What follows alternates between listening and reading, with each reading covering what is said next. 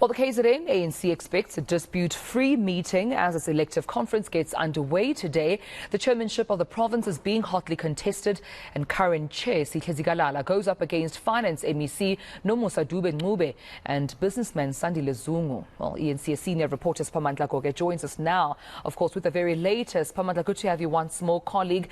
How significant is this conference, would you say, particularly in, I suppose, influencing the outcomes of not only the country or the province, but also of ANC members? It's very significant, not only for that, yes, in the bigger scheme of things, this conference is very significant for the ANC in KwaZulu-Natal and the ANC in South Africa. Remember, the province of KwaZulu-Natal is the biggest province in terms of ANC membership. In the past, this province has enjoyed the status of being the kingmaker, influential, very persuasive, but they lost that status in 2017 at the Nazareth conference. So within the politics of the ANC in KZN matters. But the bigger picture for me and for the people of KwaZulu-Natal in particular is that the outcome of this conference will determine whether the ANC in KwaZulu-Natal remains in power. Remember, this is a party that is losing electoral support. And remember, inside the venue, that's where the delegates now will be deciding on key policy issues. You can see the layout of the venue inside. More than 1,600 delegates will be inside that venue. Not only will they be electing the new leadership, but they will also be seized with the matter of policy discussions on socio-economic challenges. You look at the layout of that venue, you can see all the 11 regions of the ANC in KwaZulu-Natal will be inside that. The delegates, voting delegates, will be exercising their democratic right in choosing the leadership of the ANC in KwaZulu-Natal. That will have to turn the political fortunes of the ANC around, a party that is being basically deserted by the electorate, a party that is hanging onto power by a thread. So this is a very significant conference for the ANC in KwaZulu-Natal, a deeply divided party, a party that is losing electoral support, a party that has been unable to regain the lost ground. No matter what happens at this conference, the bigger picture is 2024. If they are unable to unite here and produce an outcome that will convince the people of KwaZulu-Natal that they still need to be trusted, then they will lose power in 2024. Remember, in terms of the political dynamics in KwaZulu-Natal, there is the re-emergence of the IFP that has reclaimed a number of municipalities that were governed by the ANC. So it's a do-or-die conference for the ANC in KwaZulu-Natal and the ANC in South Africa, because if the ANC in KZN does not do well, the ANC nationally will also suffer. Kolani Dube is from the Zupera Institute. He's a political analyst. He knows this better than myself. Why is this conference so significant for the ANC in KZN? Look, I think, as you have said it quite correctly, ANC is hanging on a shredded cotton thread when it comes to power in this province. And so I think we might be the last time where we see ANC being government. Post-2024, we are going to see a coalition of EFF, Action SA, IFP, DA, and other small parties taking over the KwaZulu-Natal. And so what we are going to witness over this weekend, I can say, is just a ritual of hollowness. There is nothing really that one can expect. And so they are just fulfilling the script. Possibly is the last chapter in the script of how ANC has put the South Africans in an inferno.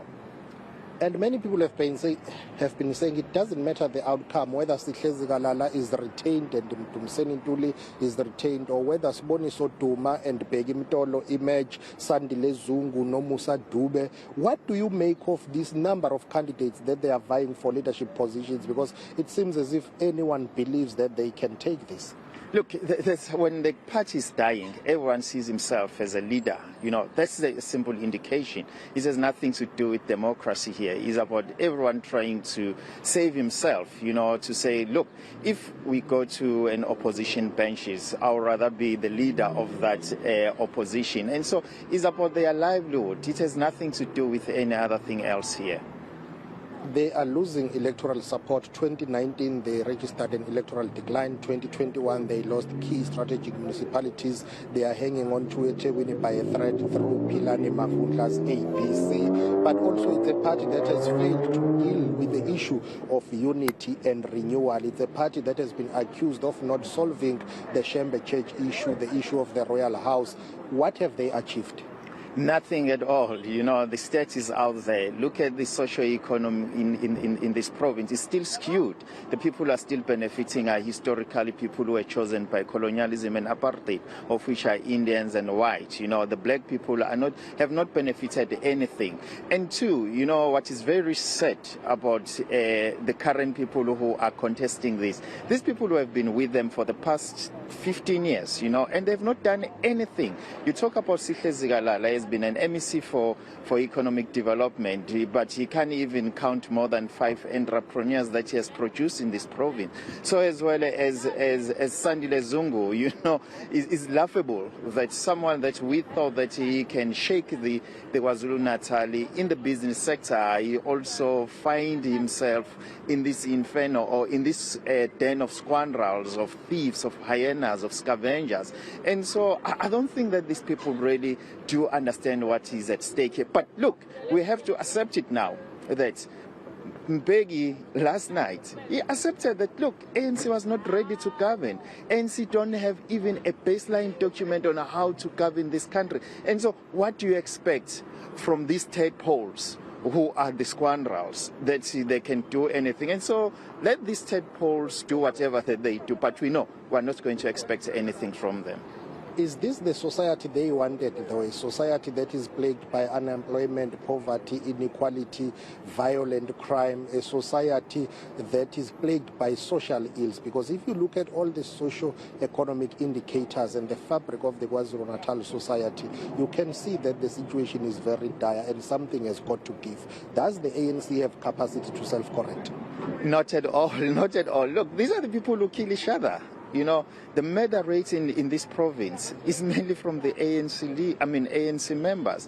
And so that evilness, the tentacles of their evilness has also spread to our society. And so that's why I'm saying the most important thing that the South African must do is to arrest this ANC, and then possible that's where a new society can emerge. Because, you know, the more we entertain these scoundrels, these hyenas, Mkotoi, these so-called gangsters, is the more we portray them as if they are the role models into our society. I think it's time now that the media really must censor this kind of people so that we save the young people. Because the more we portray them as if are the moral people, we are twisting the concepts of what is moral and what is ethical. Because we know it very well that these scoundrels, the Mkotoi, these hyenas, they are not moral up to standard. And they will say you are very too harsh on them. No, it's their leaders. It's not me. It's Thabo Mbeki who told them this, that they are Mkotoi, and it's Cyril himself who told them that they are hyenas and scavengers, and it's Kgalema who told us that these are gangsters. And yesterday it's Thabo Mbeki who told us that, look guys, we don't have a blueprint, we don't know how to govern, we're not ready to govern. It's them who are confessing now. What must we do as South Africans? We need to keep on giving them a platform. The answer is no. So what can the people of KwaZulu-Natal hope for if you say this gathering will not produce any desired outcomes? Because for now, the ANC is the governing party in KwaZulu-Natal. That is being rejected by the voters. That is a fact. So on Sunday, when ANC President Cyril Ramaphosa closes this gathering, what do you expect moving forward? Look, I think, you know, Thabo Mbeki made it clear that possibly there might be what we call, there's a fermentation of an uprising in this country. And I think we must not really celebrate what he said, because if that fermentation becomes a reality, all of us are going to be in trouble. And it worries me that a former president can go out and say these things. And so on Sunday, we as South Africans, not only in KwaZulu-Natal, we as South Africans, I think we need to have a conversation that says, what do we do with these Kwandrals? What do we do with Lemkotoi? Because if we're not going to have a conversation, let me tell you something, these guys will be strolling streets with their pangas and everything, trying to mutate us all. Baba, thank you very much for time. That is Xolani Dube, political analyst from the Zubera Institute, who was basically giving us his views and analysis on the significance of this conference of the ANC in KwaZulu-Natal. Yeah, I think if anything, he was talking about the insignificance, colleague, of what's about to happen there in KwaZulu-Natal. eNCA senior reporter Siphamandla Goge, thank you so much, colleague, for your time. And I'm sure we'll be, of course, be with Siphamandla throughout the day as we track what's been happening in KwaZulu-Natal until we see who will eventually be the newly elected or maybe re-election of a chairman of the ANC in KZN. And we'll see, of course, how those outcomes look with Siphamandla. But let me